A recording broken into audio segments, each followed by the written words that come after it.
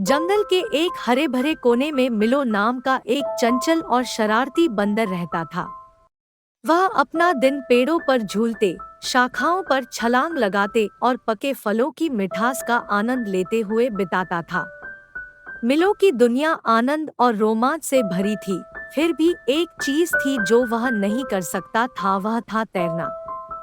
हालांकि वह जानवरों और मनुष्यों को पास की नदी में अटखेलियां करते हुए मंत्रमुग्ध होकर देखता था, लेकिन तैरने की कला उसके और उसके साथी बंदरों के लिए एक रहस्य बनी रही। एक दिन एक पेड़ पर बैठे हुए मिलो की उत्सुक आंखों ने एक लकड़ी की नाव को नदी की सतह पर खूबसूरती से सरकते हुए देखा। एक कुशल मछुआरा पानी की शांति का आनंद लेते हुए सहजता से नाव चला रहा था।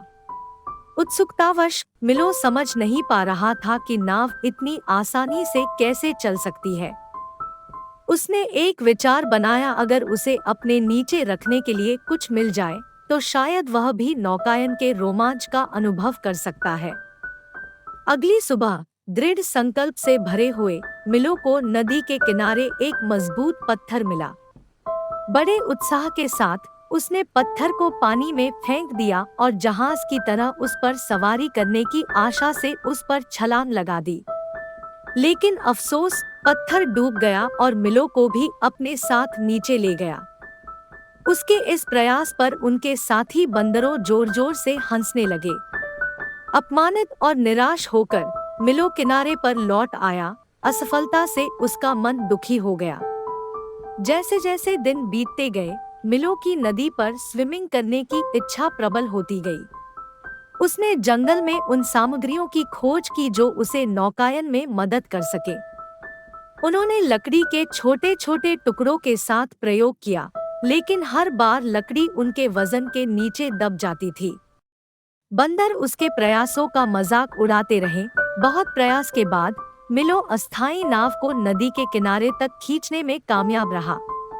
सांस रोककर उसने ट्रंक को पानी में उतारा और सावधानी से उस पर कदम रखा। उसे यह देखकर आश्चर्य हुआ कि तना ऊपर उठा हुआ था और बिना डूबे उसके वजन को संभाल रहा था। जब मिलो पानी के किनारे तैर रहा था तो उसका दिल विजय से भर गया। उसे नौकायन का रास्ता मिल गया था। जल्द ही जिज्ञासु जानवर मिलो के नए कौशल को देखने के लिए इकट्ठा हो गए। मिलो अब बहुत खुश था। अगर आपको मेरी कहानियाँ अच्छी लगती हो तो कमेंट करके जरूर बताइएगा और मेरे YouTube चैनल को सब्सक्राइब, लाइक, शेयर करना मत भूलना।